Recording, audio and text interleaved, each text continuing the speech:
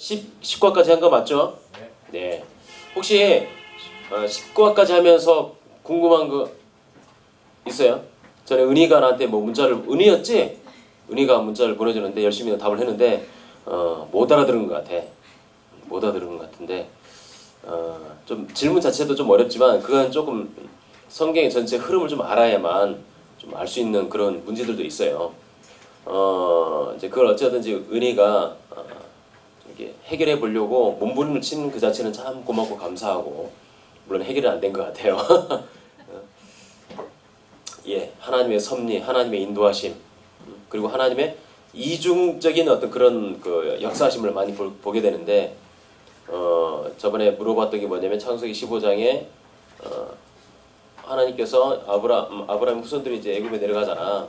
내려가고 4대 만에 다시 온다고 그랬죠. 가나안 땅에. 그쵸? 근데 거기에 질문 가운데 하나가 이제 하나님께서 이제 4대 후에 이스라엘 백성들을 가나안 땅에 들이신다. 들이시죠. 또 예언이고 또 그대로 성취가 되잖아요. 근데 거기에 보면 이런 조건이 하나 붙어 있어요. 가나안 땅에 다시 재물 가지고 이 가나안 땅에 들이시는데 창세기 15장에 보면, 그런데 지금은 아니고 아직은 아모리 족속의 죄악이 관영치 아니했다라는 약간 생뚱맞은 그런 표현이 하나 딱 나온다고요. 그렇죠? 성경에 그런 게 있었나? 그렇습니까? 그런 표현이 있어요. 그런 표현 가운데 있는데 이 표현을 봤을 때 우리가 하나님의 어떤 성품을 알 수 있느냐라고 질문을 던졌어요. Q에 보면은 이런 데 공부 안 했구나. 은희만 공부했네. 은희만. 좀 어렵거든. 어려운 주제거든. 근데 거기에 대해서 공부했으면 스스로 해결하는 친구도 있겠지만 대부분은 나한테 물어본다든지 아니면 다른 위원들한테 물어봤어야 될 텐데, 혹시 그거에 대해서 궁금했다든지 물어본 사람 있나? 다 뭐 믿음으로 다 수납했구나. 하나님은 그러니까 애굽에 출애굽하실 때 이스라엘 백성들의 그 엄청난 고통, 고난, 하나님께 부르짖음의 소리를 들으셨다라는 표현이 출애굽에 나오죠. 그래서 모세를 세워주시고 또 모세를 도와서 대언자인 아론을 세워주셔서 이스라엘 백성을 그 고통에서 해방하도록 애굽에서 나오게 하시죠. 그렇죠. 그런 측면도 있지만 또 하나는 창세기 15장에 예언되어 있는 것처럼 가나안 땅에 들어갑니다. 출애굽해서. 근데 가나안 땅에 들어간다고 생각해보세요. 그럼 가나안 땅에는 현재 살고 있는 사람들이 있을 거 아닙니까? 그 사람들은 생뚱맞게 갑자기 물론 전에 거기 이미 정착민들이 있는데 그 정착민들은 갑자기 억울하게 쫓겨나야 되는 거 아니에요? 안 그렇습니까? 이스라엘 백성이 60만 명, 장정만 60만 명이니까 어린아이, 여자 뭐 다 합치면 200만 명 가까이 되잖아요. 그 인원이 가나안 땅에 다 들어가는 거예요. 갑자기. 10명, 20명도 아니고 200만 명이 들어가는 거라고. 그러면 원래 가나안 땅에 살고 있는 아모리 족속이라든지 여러 족속들이 있을 거 아니에요. 그들 무슨 죄가 있어? 갑자기 200만 명이 들어오면은 치열한 싸움을 싸워야 되고 거기서 만약에 지면 다 뭐 진멸한다든지 쫓겨나야 되고 자기의 삶의 터전을 놓치는 거 아닙니까? 그렇잖아. 하나님은 완전히 무슨 포갑적인 폭군 정도로 여겨질 수 있는 거 아니에요? 전혀 생각 해본 적이 없어요? 우리 관점으로 그냥 딱 보니까 그냥 이렇게 하나님이 우리를 이스라엘에서 살아가셔서 끄집어내서 가나안 땅에 들어가셨다. 단세포적으로 생각할 수 있겠죠. 그러나 다른 측면에서 보면은 애굽에서는 그들의 애굽 왕과 바로 왕과 애굽 사람들이 괴롭혀가지고 살려달라고, 우리를 좀 구해달라고 부르짖으니까 하나님 끄집어내셨다, 꺼내주셨다. 이건 좋다 이겁니다. 그런데 그 200만 명이 한꺼번에 가나안 땅에 들어가. 그 가나안 땅이 뭐 먹을 게 풍족한다든지 아주 살기 좋은 곳은 아니거든요. 물론 저까지 꿀이 흐른다고 되어 있지만 다른 지역에 비해서 아주 뭐 좋다는 의미지, 한국과 비교해 봤을 때는 이스라엘 땅은 참 척박한 땅이에요. 뭐 푸른 초장으로 쉴만한 물가로 인도하신다는 그런 표현이, 우리나라 들판에 막 엄청나게 풀 자라고 막 여기저기 뭐 온갖 물이 막 뭐라지 이거? 수원? 물의 근원이 우리나라처럼 풍부한 게 있어요. 우리나라랑 이스라엘과 비교하면 저기 무슨 젓갈 끓여 흐르는 땅이야. 척박하고 돌만 있고 곳곳 간간히 이렇게 나무가 좀 있고 이렇게 좀 풀이 조금 자랄 뿐이지 무슨 젓갈 끓여 흐르는 땅이야라고 할 수 있어요. 우리나라에 비하면 거기는 그 말 자체가 무색해요. 하지만 이스라엘 땅을 애굽에서 올라올 때 광야 그 광야라든지 그 다음에 다른 지역에 비하면은 다른 지역 아예 그 자체가 그냥 황량이야. 아무것도 없어. 근데 이스라엘 땅에는 곳곳에 에셀나무라든지 올리브나무라든지 또 상수리나무라든지 이런 나무들이 있고 또 포도나무라든지 이게 생산이 되고 요단강이 흘러가고 다른 데에 비해서 너무 살기 좋은 곳이죠. 그래서 젓갈 끓이는 땅이 상대적으로 우리나라에 비교하면 안 돼. 우리나라는 정말 살기 좋은 곳이에요. 우리나라는 그런 자연 지형적 그런 면을 봤을 때는 정말 복받은 나라예요. 엄청나게 복받은 나라예요. 어쨌든 그 살기 힘든 퍽퍽한 가나안 땅 200만이 들어간다. 그리고 거기 원래 살고 있던 사람들은 다 쫓겨남을 당한다. 이것처럼 불공평한 게 있습니까? 그래서 이걸 하나님 편에서 봤을 때, 더 다른 측면을 봤을 때, 그들을 정말 쫓아내야 되고, 그들을 원래 살고 있는 사람들을 쫓아내려고 한다면 명분이 있어야 될 거 아니야. 그치? 그쵸? 명분이 있어야 될 거 아니야. 그게 바로 명분이 창세기 15장에 나오는 거죠. 이 땅에 들어오게 되는데 이 땅은 아직 안 들어오는 이유가 뭐냐? 아직 여기에 살고 있는 아모리 족속의 죄악이 관영치 막 넘쳐 흐르지 않기 때문에 아직은 이 땅에 다른 민족들이 살도록 허락하신다는 거예요. 나중에는 애굽에서 출애굽할 때쯤 되면은 가나안 땅에 아모리 족속, 히위 족속 모든 족속들이 거기서 우상 숭배하고 하나님의 이름을 망령되 여기고 완전히 막 타락한 온갖 문화들로 넘쳐 흐른다 이겁니다. 그때 하나님이 애굽에서 건져내셔서 타락한 이 족속들을 이스라엘 백성을 하여금 치게끔 그래서 그들의 죄악들을 진멸하게끔 만드신다는 겁니다. 그걸 보면 하나님의 놀라우신 섭리가 있다는 거죠. 하나님의 섭리가. 그래서 그러면 하나님이 그 이방 민족 타락하도록 막 조장하시는 건가? 빨리 그래 타락해라. 너희들 타락해야 내가 쫓아내지. 이렇게 했느냐? 그건 아닙니다. 인간이 타락 이후로 인간은 아담과 하와의 타락 이후로 인간은 항상 하나님 앞에 대적하려고 하는 그런 심성이 있는 겁니다. 그렇죠? 모든 인간이 다 그렇죠. 죄로 말미암아 더 악해져 가는 거죠. 여러분도 본성적으로 악해져 가려는 게 있어요. 악을 향해 달려갑니다. 깨어있지 아니하고 성경 말씀에 여러분을 주장하지 않고 그냥 그대로 방치하면 머물리는 게 아니고 잘 기억해야 됩니다. 아무리 신앙이라 할지라도 이미 난 구원받았다. 그러니까 나는 그냥 가만히 있어야지.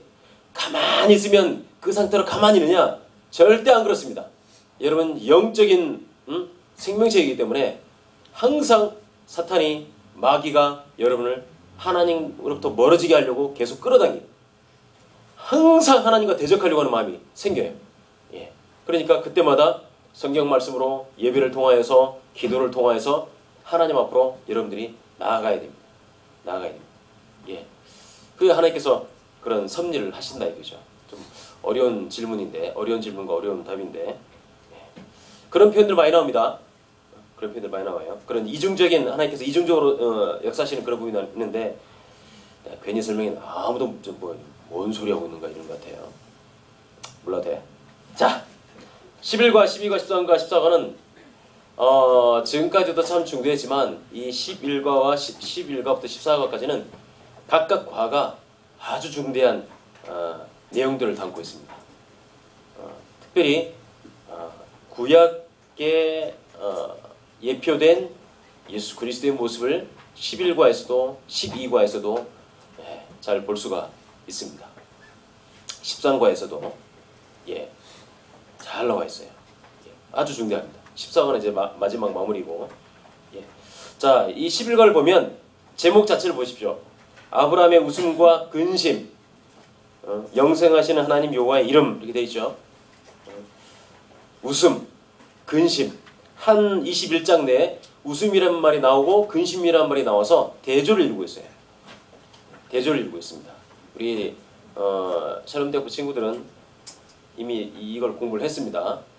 공부를 해서 알 거라 생각하고 제가 또 여름인가 교회 수요 예배 때 이 메시지를 선포했습니다. 이 메시지 선포해서 기억나죠? 대학부 친구들은 기억나죠? 자, 원래 성경도 읽어야 되는데 성경 읽을 시간은 없으니까 여러분들 꼭 읽어봐야 됩니다. 예, 성경을 항상 primary source 제1 자료를 성경입니다. 성경. 성경은 반드시 읽어야 됩니다. 맞죠? 예, 반드시 성경을 읽어야 됩니다. 이 시간에 읽을 수 없습니다.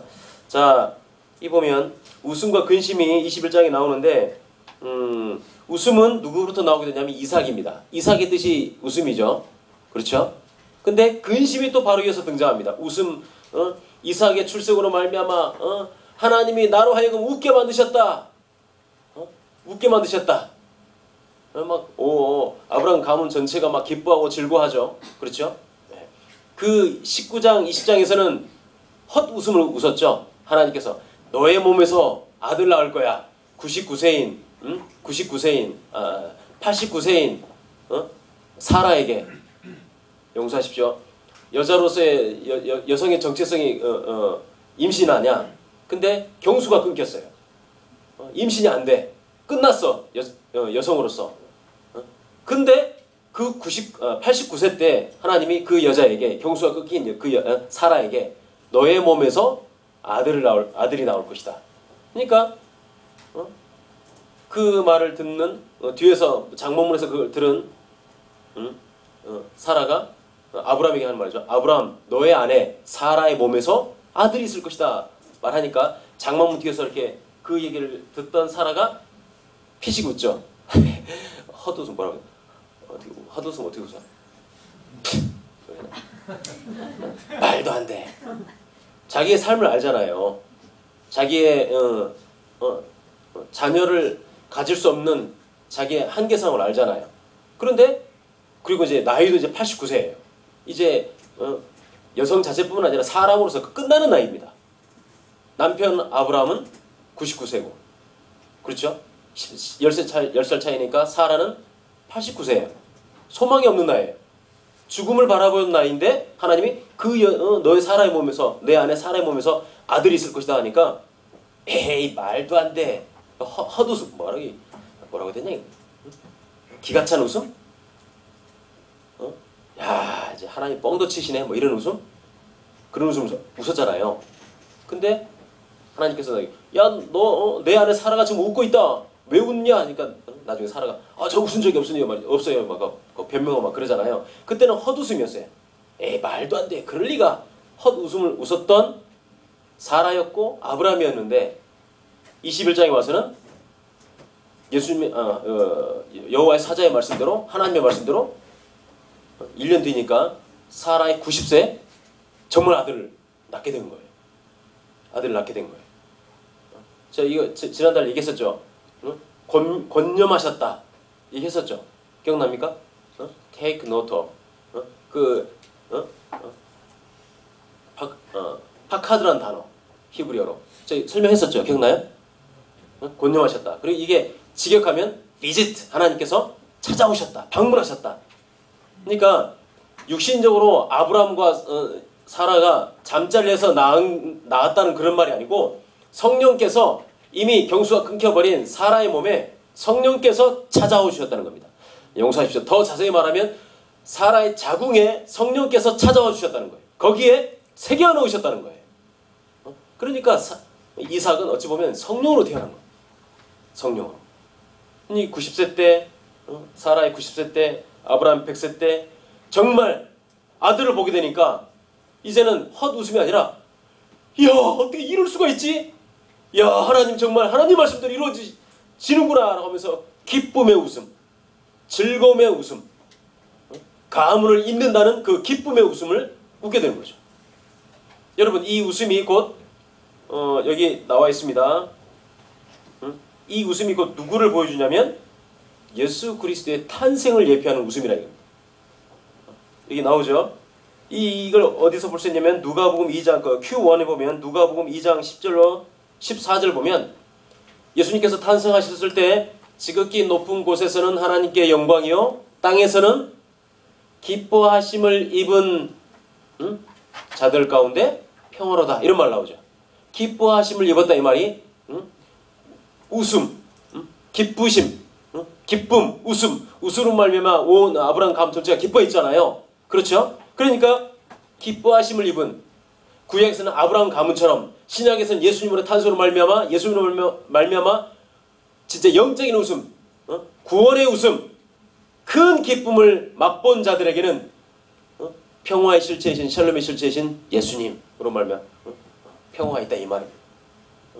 바로 이삭의 출생은 이삭의 웃음은 이삭으로 말미암아 오게 되는 웃음은 예수 그리스도로 말미암아 오게 되는 여러분과 우리의 나와 여러분의 구원의 웃음, 구원의 기쁨을 예표한다 이거죠. 중대한 겁니다. 아주 중대한 거예요. 이삭의 출생은. 그런데 이 출생과 함께 바로 이어서 뭐가 나오냐면은 근심이 옵니다. 근심이 와요. 자, 21장 9절인가요? 21장 9절에 보면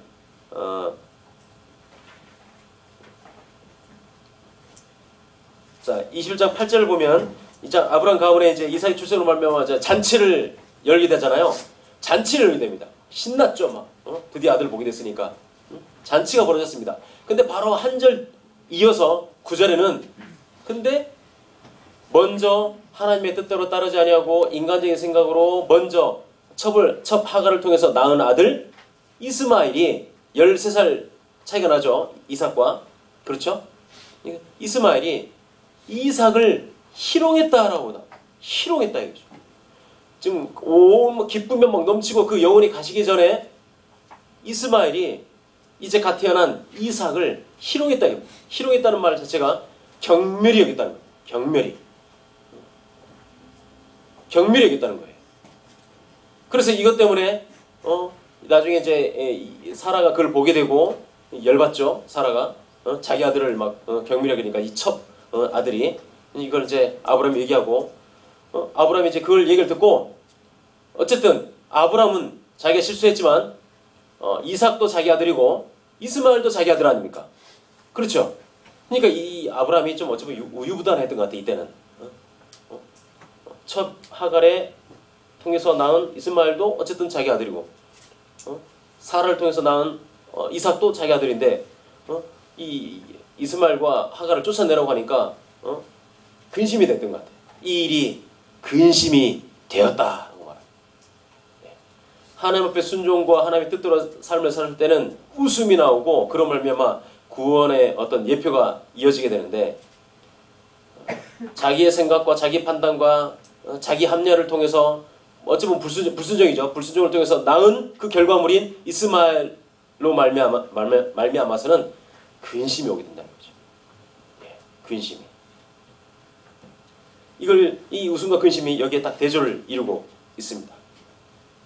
그 일이 깊이 얼마나 심각했는지 알 수 있죠. 깊이 근심이 됐다고 말합니다. 11절에 결국 이 이스마엘 자손으로 말미암아 여러분 너무 잘 아는 지금의 전 세계 거의 깡패와 같은 역할을 하고 있는 이 중동의 시초가 이스마엘. 물론 그 가운데 개인에게 하나님께서 구원의 역사가 있습니다. 제가 말한 건 민족적 개념을 말한 겁니다. 그렇죠? 그 얼마나 이 아랍 민족은 지금도 테러를 자행하고 여전히 기독교를 배척하고 하지 않습니까? 그때 이 불씨로 말미암아 지금까지 이 세상에 크리스찬들에게 근심이 되고 있습니다. 근심이. 네. 이걸 통해서 우리가 볼 수 있습니다. 그러니 하나님 말씀이 선포될 때 인간적인 마음으로는 도저히 이해 안 되고 받아들이기 힘든 일이라 할지라도 끝까지 믿고 순종하는 것. 그것이 우리에게 웃음이 되고 더 나아가서는 큰 기쁨이 되고 하나님의 역사에 쓰임받게 된다는 사실 11절을 통해서 우리가 배울 수 있습니다. 브엘세바의 맹세는 여러분들이 보시면 되고요. 중요하죠. 자, 12과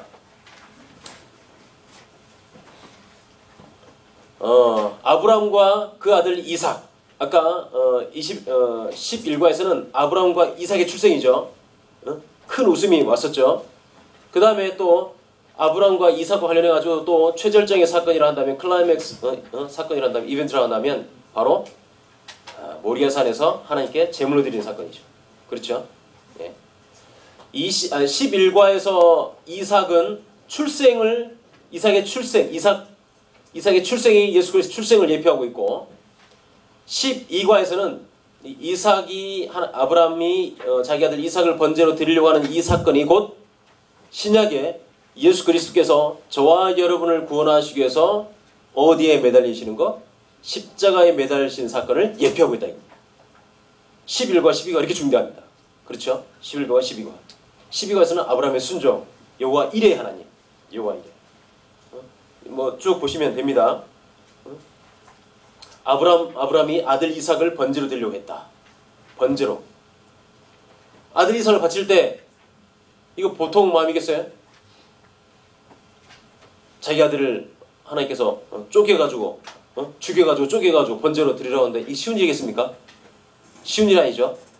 만약에 이런 명령을 하나님께서 내 아들 번제로 드리라고 했다는 이 명령을 아브라함을 설명하실 때 75세라든지 또는 85세라든지 또는 뭐 한 95세라든지 또는 99세 때 만약에 하나님께서 주셨다면 모르긴 모르지만 아브라함이 못했을 겁니다. 아들 이삭 출생도 못 믿었잖아요.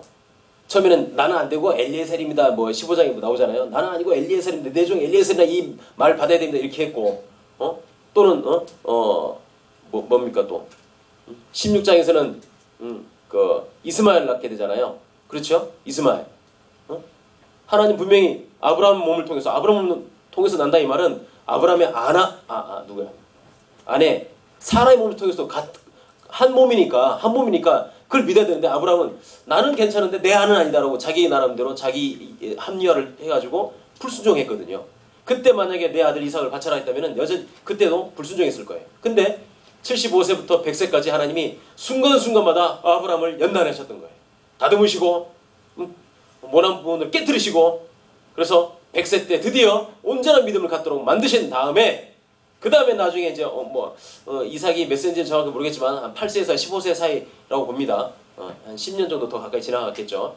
그때는 하나님이 내 아들, 내 이삭, 내 사랑하는 내 독자 바쳐라. 계속 의도적으로 강조되고 있어요. 내 아들, 이삭, 내 독자, 내 사랑하는. 근데 그런 하나님께서 강조하시면서 그 말씀하시는 그 명령 앞에 성경에서는 아브라함이 불순종했다든지 고민했다든지 잠깐 어디로 좀 이렇게 방황했다든지 그런 표현이 전혀 안 나옵니다. 그만큼 이제 믿음의 연단이 된 거죠. 기꺼이 3일길 걸어서 모리아산에서 아들 이삭을 바치려고 했다. 그만큼 연단의 과정을 잘 통과했기 때문에 그럼 아들 이삭을 바치려고 때 죽이라고 하니까 죽이겠다. 죽이라고 했지만 하나님께서 내가 죽이려고 할 때 하나님이 설마 아들인데 100세 때 낳은 아들이 눈에도 아프지 않는 그런 아들인데 죽이라고 하시겠어? 죽이려는 척만 하면 하나님께서 됐다라고 말씀하실 거야. 이렇게 했을까요? 아닙니다.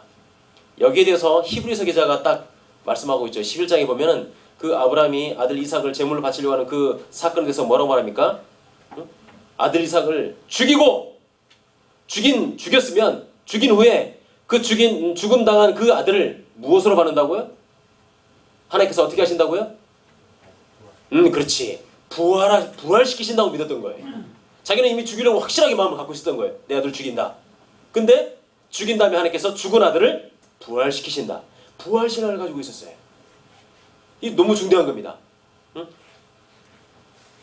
아들을 제물로 바치려고 하는 이 사건이 예수 그리스도의 십자가 대속의 사건을 예표하고 있을 뿐만 아니라 아들 이삭을 죽여서 나는 반드시 죽인다. 하나님 말씀대로. 근데 하나님이 반드시 그를 죽인 다음에 그를 부활시키신다라는 신앙을 아브라함이 갖고 있었다는 겁니다. 즉 예수님께로 간다면 예수님께서 부활의 첫 열매가 되어 주실 것이라는 이 사실을 우리가 볼 수 있다는 것입니다. 십자가의 사건과 부활 사건을 여기에서 모리아산에서 아들 이삭을 드리는 이 사건을 통해서 우리가 볼 수 있다는 거죠. 아주 중대한 사건.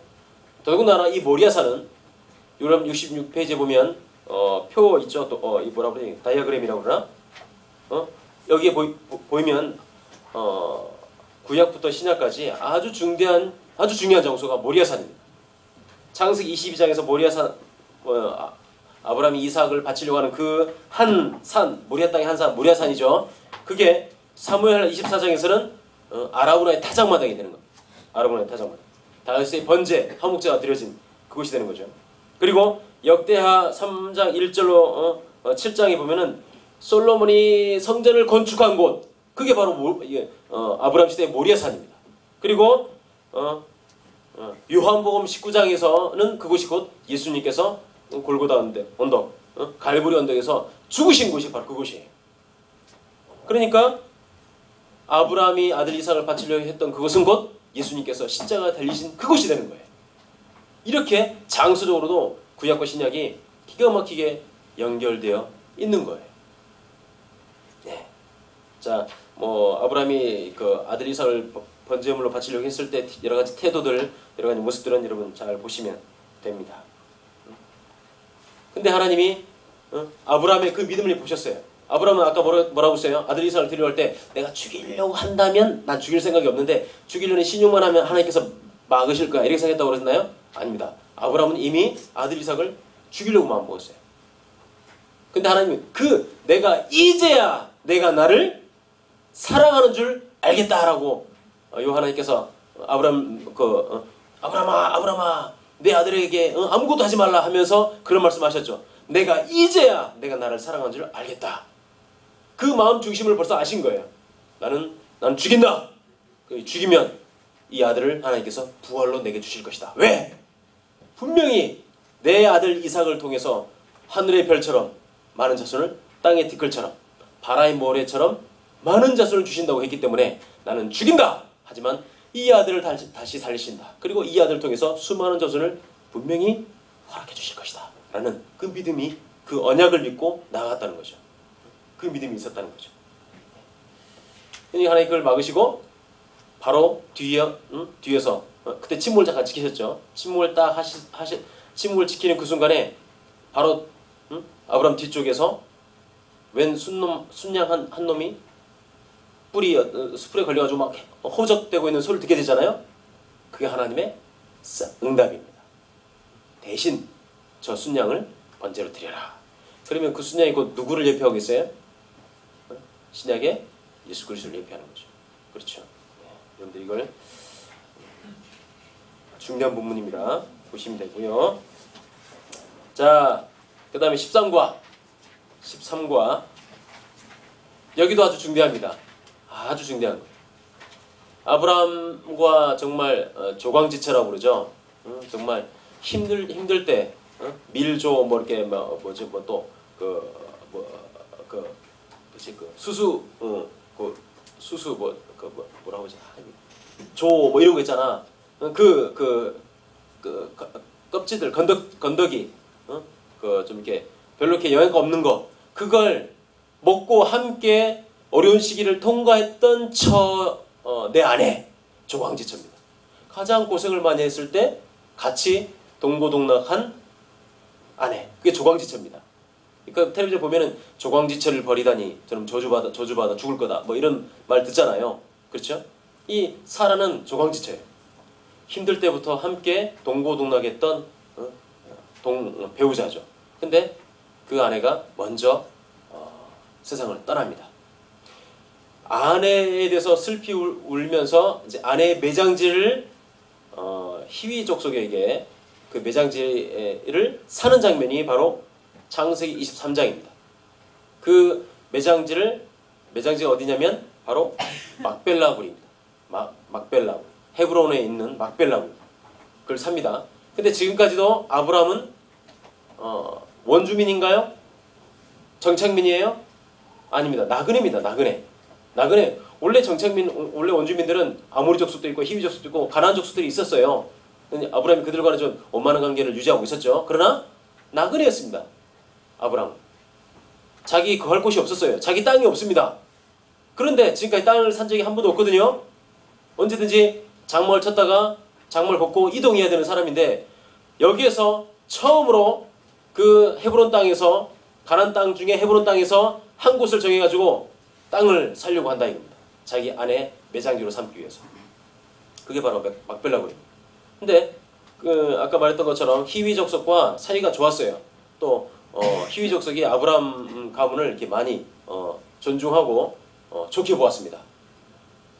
그래서 아브람이 나에게 좀 땅 좀 팔아라, 막벨라굴을 나에게 팔아라 했을 때, 야 무슨 소리냐, 너랑 나랑 거의 뭐 동맹관계고 의형제나 마찬가지인데 내가 공짜로 주지 내가 어떻게 돈 받고 너를 주겠느냐 라고 하면서 상당한 호의를 베풉니다. 그때 그 호의는 진심이었다고 저는 생각을 해요. 좋은 관계였고, 또 아브라함에게 여호와 하나님이 함께 하시는 것을 많이 보았기 때문에. 근데 아브라함이 그걸 역시 뭐 내가 좀 잘 지냈더니 나에게 공짜로 주네 하고 답석 받았습니까? 아닙니다. 안 받았어요. 당신과 나 사이에 엄연히 계약을 맺어야 된다. 계약을 맺어야 된다. 은 400세겔인가요? 정확하게 준가를 지불하고, 또 이 계약을 맺을 때 당사자, 파는 사람과 사는 사람 1대1 행위 당사자만 있는 게 아니고 성문 앞에서 했었죠. 수많은 희위 족속의 모든 사람들이 다 볼 수 있도록 공적으로 만인 앞에서 만인 공지사실로 계약을 맺었다는 사실입니다. 그 말은 뭐겠어요? 만약에 당사자끼리 계약하면은 누가 알아 그걸? 나중에 그저 한 당사자가 난 당신과 계약한 적이 없다 하면은 증인이 없어. 증인이. 야 너 나랑 했잖아 아무리 외쳐봐야 누가 보증해줄 사람이 전혀 없는 거 아니에요? 아브라함은 혹이라도 있을 그런 모든 상황까지 다 염두에 두고, 아니다, 정확한 준가를 지불하고 내가 땅을 살 것이고, 또 히위 족속의 많은 사람들이 보는 앞에서 내가 값을 지불하고 계약을 맺겠다라고 했던 거예요. 그렇잖아요. 아브라함과 그 히위 족속은 처음에는 아주 친하고 서로 의형제를 맺었다 할지라도 아브라함 후대 이삭이나 야곱이나 뭐 있겠죠. 그 다음에 또 히위 족속의 후대에는 그런 게 얼마든지 파기될 수 있거든요.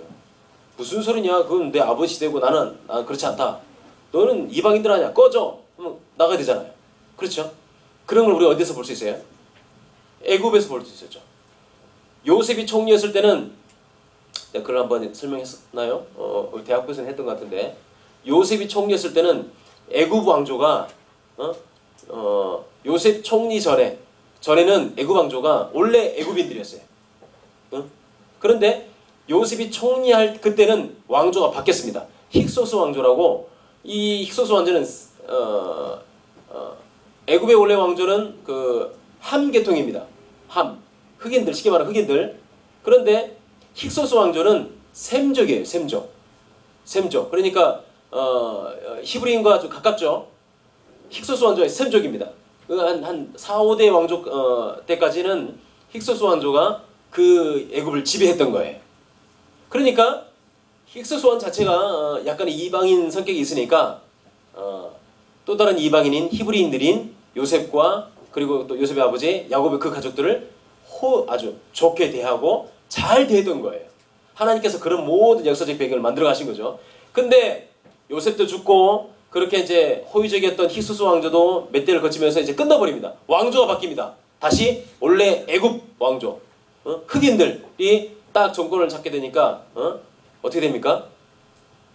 너희들이 언제부터 우리를 이곳에서 있었어 라고 하면서 이제는 핍박하고 노역을 시키고 일을 시키는 겁니다. 무슨 말 알겠습니까? 그래서 성경 출애굽에 보면은 요셉을 알지 못하는 왕이 나타났다, 이런 표현이 그거예요. 그겁니다. 그래가지고 이제 히브리인들을 아주 막 핍박하고 일시키고 하게 되는 거죠. 그렇죠? 그처럼 몇 세대를 지나면 옛날에 호위적이었던 그 왕이라든지 왕조가 바뀌면 얼마든지 상황이 바뀔 수 있기 때문에 아브라함이 아예 준가를 정확하게 지불하고 만인 공지의 사실로 딱 도장을 받는 겁니다. 예. 근데 이 밭을 산 것이 단순히 아내 사라의 매장지로만 산 거냐? 절대 그렇지 않다는 겁니다. 1차적으로는 아내 사라가 매장됐습니다. 그런데 그곳에 아브람도 매장이 되고 야곱도 매장이 되고, 그렇죠? 그 다음에 라헬하죠. 레아가 매장이 되고, 야곱의 아내 레아가 매장이 되고, 나중에는 야곱도 매장이 되죠. 매장이 되고, 누가 또 매장이 됩니까? 요셉이 매장이 됩니다. 그런데 야곱이 매장될 때를 생각해 보세요. 그게 창세기 50장입니다. 50장, 40장, 47장, 48장, 49장, 50장이에요. 야곱이 요셉이 애굽의 총리로 있을 때 야곱이 온 가족이 다 애굽으로 내려갔죠. 고센 땅에 거했잖아요. 그러면 거기서 죽을 거 아니에요. 그럼 고센 땅에 묻혀야 되잖아요. 안 그래요?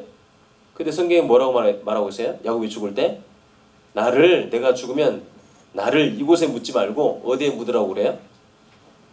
내 조상 선영이 묻혀있는 헤브론 땅, 곧 어디겠어요? 구체로 말하면 막벨라 굴에 나를 거기에 꼭 매장해달라라고 말합니다. 유언입니다. 유언. 그러니까 나중에 야곱이 죽고 난 다음에 그 바로 왕이 아직까지는 히소스 왕자잖아요.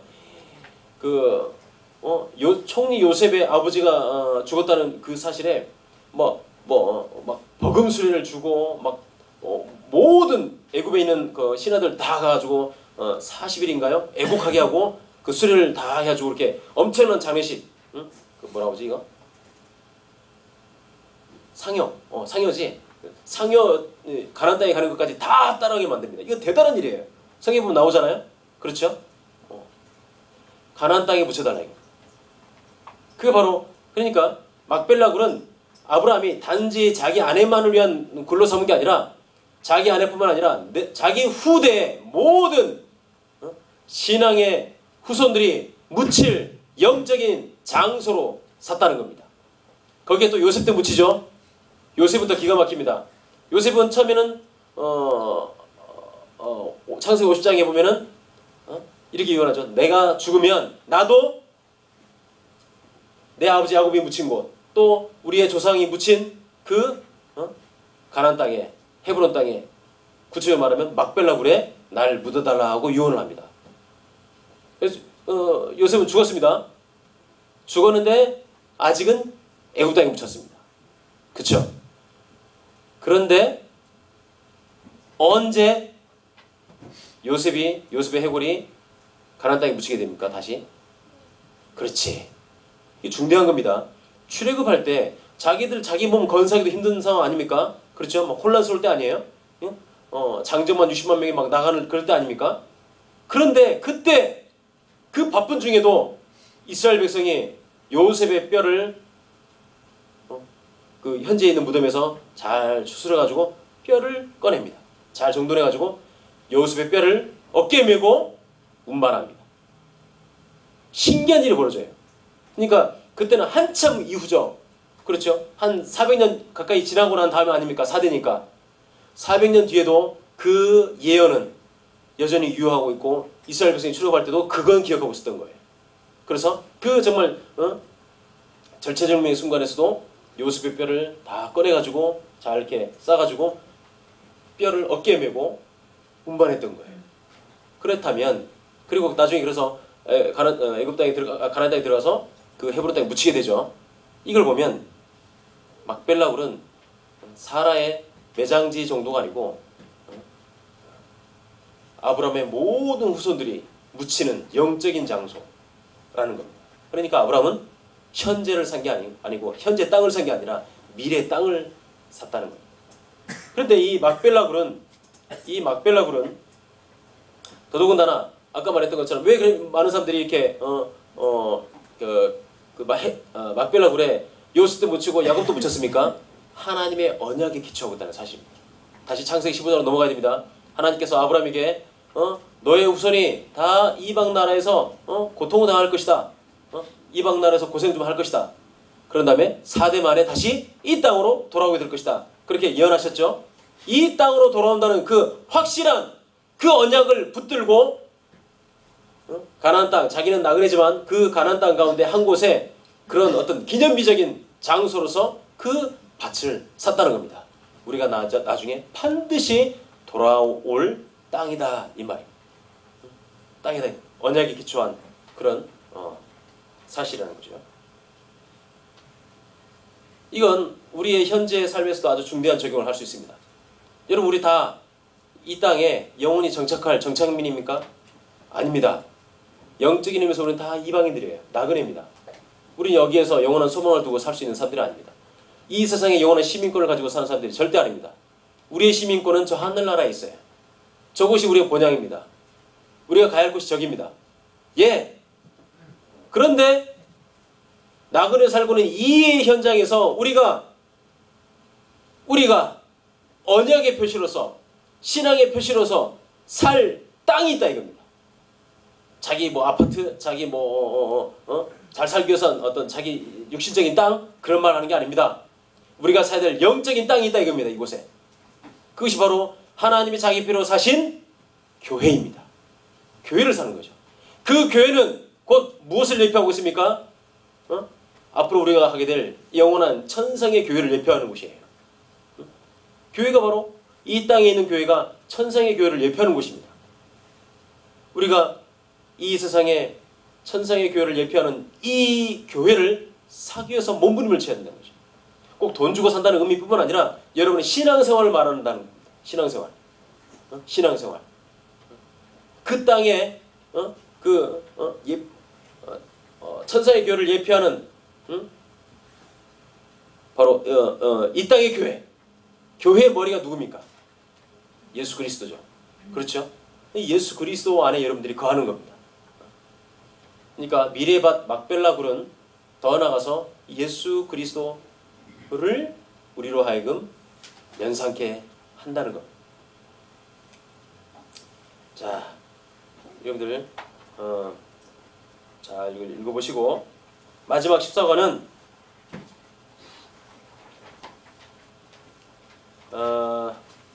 아브라함의 맹세와 죽음. 이제 아브라함이 이제 죽음이 언급되는데 죽음이 언급되기 전에 이제 이삭과 연관해 가지고 나오는데 이삭 결혼을 시켜야 됩니다. 이삭이 한 40세 됩니다. 40세 되는데 아브라함이 이제 죽을 때가 됐어요. 그래서 마지막으로 이제 늙은 종에게 자기 아들 이삭의 배필을 찾는데 친척들이 살고 있는 바단 아람, 부두엘과 그 아들 그 라반 나오죠. 라반. 그렇죠? 거기에 이제 늙은 종을 보내서 아들 이삭의 아내를 꼭 찾아와라고 하는 마지막 그 부탁이 나오죠. 그렇죠? 그래서 여러 가지 맹세하는 부분들이 좀 나옵니다. 자, 읽어보시고 아브라함 종이 참 멋진 기도를 합니다. 휴 4에 보면 아브라함의 종은 지금 누구에게 은혜를 내려달라고 기도하고 있는가? 하나님 앞에 기도합니다. 근데 기도할 때 합당한 배필을 잘 찾도록 나에게 은혜를 주십시오라고 기도하지 않았어요. 합당한 배필을 찾도록 요 하나님 내 주인 아브라함에게 은혜를 내려주세요라고 기도했습니다. 이게 정말 합당한 종의 자세입니다. 여러분 다 그리스도의 종이죠. 그렇죠? 더 노골적으로 표현하면 그리스도의 노예죠. 노예이고 종인 저와 여러분이 자기를 위해서 기도하면 안 된다 이거죠. 나를 들어 쓰시는 주인을 위해서 기도해야 된다는 거죠. 주인을 위해서. 나를 통해서 역사하시는 하나님의 교회를 위해서 기도해야 된다는 거죠. 종이 그런 기도를 했다는 거. 예. 그 다음에 이제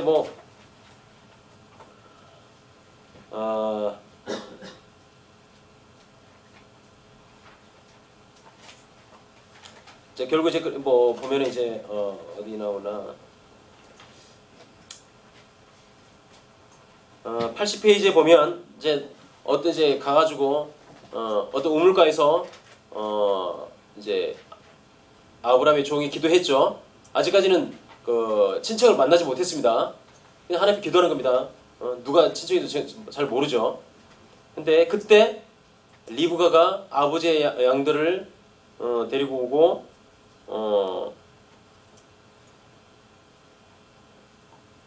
물길로 왔죠. 물길로 왔죠.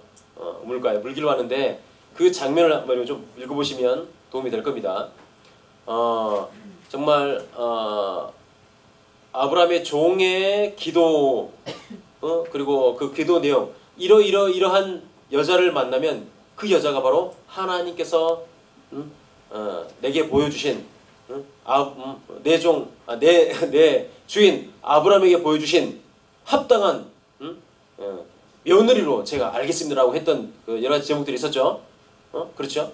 근데 그 기도 자체가 굉장히 어려운 기도예요. 찾기 힘든 기도입니다. 여인들 가운데 이제 물길로 옵니다.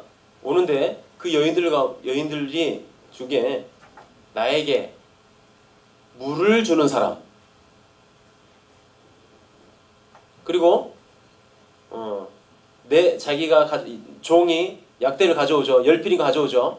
그 열필에게 물까지 나는 말도 안 했는데, 종이 말도 안 했는데 그 여인이 알아서 당신이 몰고 온 약대기도 내가 물을 먹이겠습니다 라고 말하는 여인이 하나님께서 내게 보여주신 그 여인으로 알겠습니다 라고 한다는 거죠.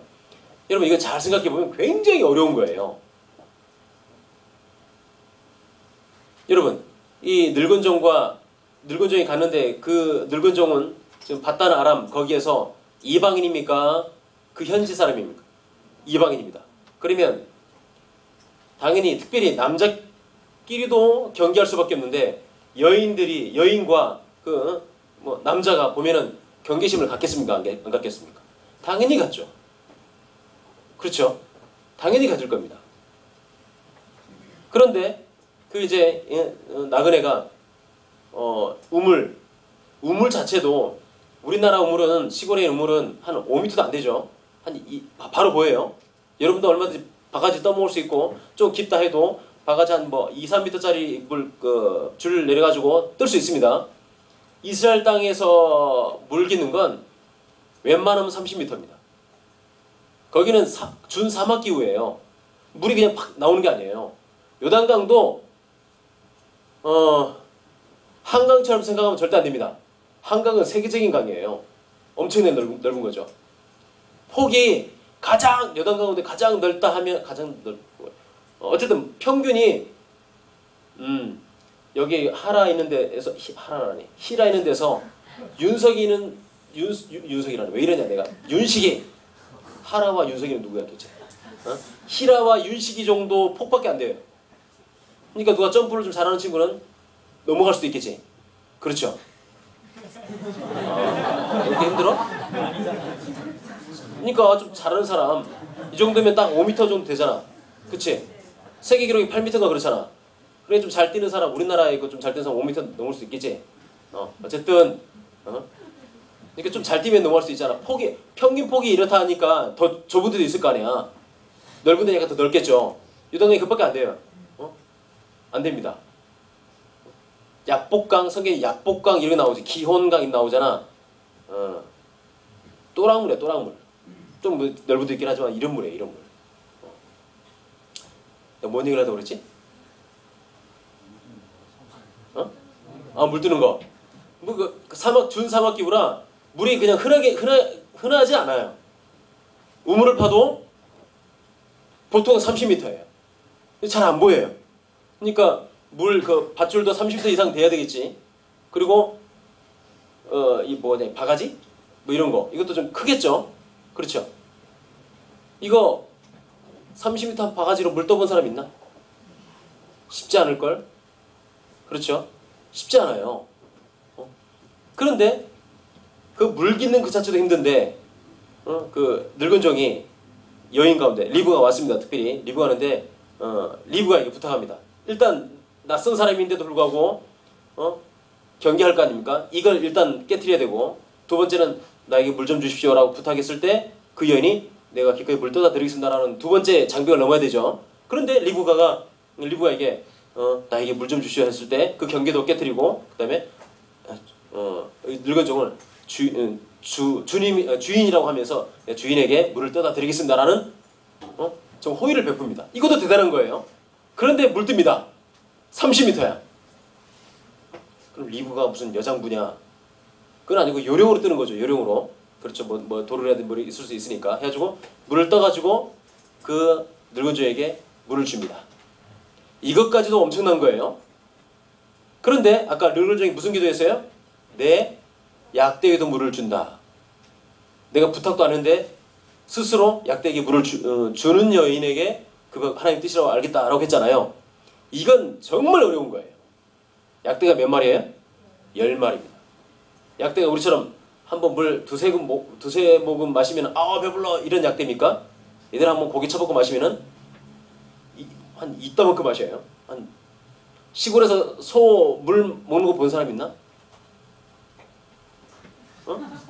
오지네밖에 뭐 시골 소녀라 뭐 지네 오지네밖에 없네. 나는 이제 시골에서 자랐기 때문에 요만한 물통에 이제 뭐 사료도 좀 넣고 해야지 이렇게 뭐 섞겠죠. 이렇게 물 이만큼 담아주면 쳐갖고 이걸 한 15초 만에 다 마셔요.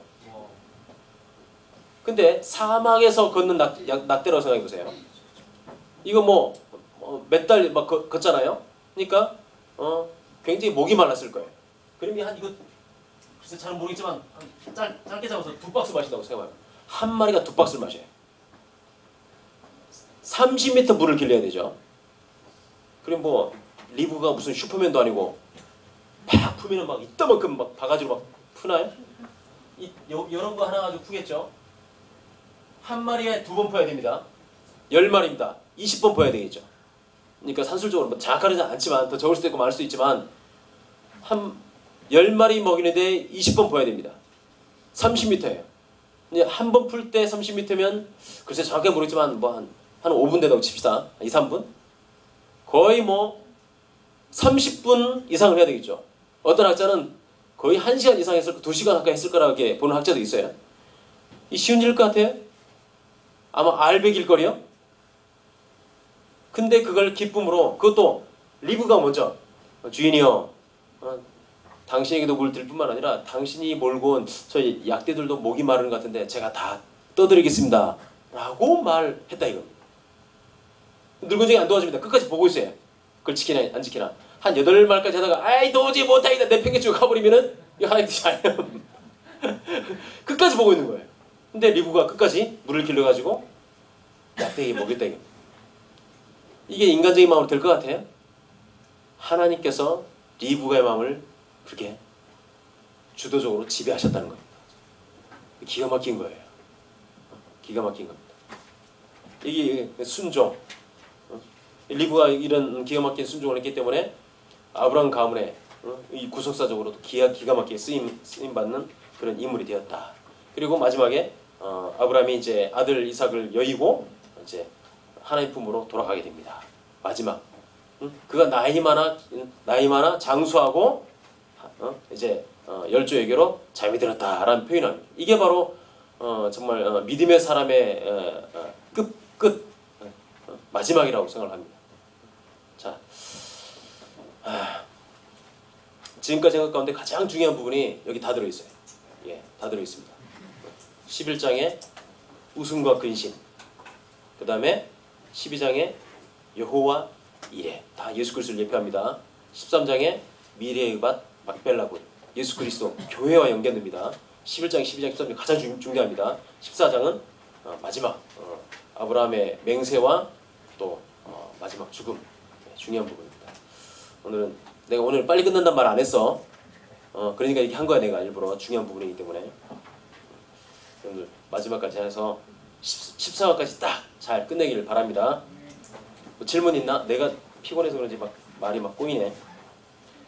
하나 나온 거 미안하다. 윤서가 미안하다. 자, 다른 거 없으면 우리 합심에 한 번에 기도하고 마치겠습니다. 일단 여러분 이번 동기수양회가 있는데 59회인가? 맞지? 58회야? 59회인데 동기수양회 사도행전 4장 12절 말씀입니다. 다른 이로서는 구원을 얻을 수 없나니 천하 인간의 구원을 얻을 만한 다른 이름을 우리에게 주신 일이 없습니다. 오직 예수, 오직 믿음, 오직 성경, 이 세 개가 주제입니다. 네. 강사는 중등부는 다 중등부나 고등부 다 그 선교사님이에요. 베테랑 선교사님들이고 또 아주 귀한 하나님께 쓰임 받는 그런 분들인데 중등부의 임재성 선교사님. 어디지? 파키스탄? 임재성 선교사님이 중등부. 그 다음에 고등부는 중국에서 선교하시는 안병주 선교사님. 네, 두 분입니다. 아주 귀한 분들 모시게 되는데 그런 또 아주 은혜로운 그런 시간이 될 것 같고요. 주제 자체가 딱 오직 예수입니다. 오직 믿음, 오직 성경입니다. 여러분 바쁘고 뭐 그러겠지만 기꺼이 이런 일에 기꺼이 동참해야 됩니다. 그곳에서 그 모임을 참석하면서 하나님의 다스리심을 체험을 해야 됩니다. 하나님의 다스리심, 하나님의 임재하심. 동기수양회 기억하시고, 자 11월 달에 학원지구 수련식 예배 계속 진행이 되어야 되는데 11월 학원지구 수련식 예배 정말 전 지구가 은혜롭게 잘 예배드리고 마치도록 여러분 기도해 주시고, 특별히 동부와 남부와 북부는 선배 초청 예배로 드린다고 합니다. 동부, 남부, 북부 기억하시고 각 학원지구에서 한번 기도하는 거죠. 물론 이제 수원지구는 이미 끝났어. 수원지구는 끝났네. 경남지구랑 수원지구는 다른 지구에서 기도하세요. 또 캠퍼스 모임, 여러분들 캠퍼스 모임 11월달, 12월달까지 계속하여 유종의 미를 거둘 수 있도록 한 명이라도 낙심하지 마세요. 예, 하나님이 함께 하십니다.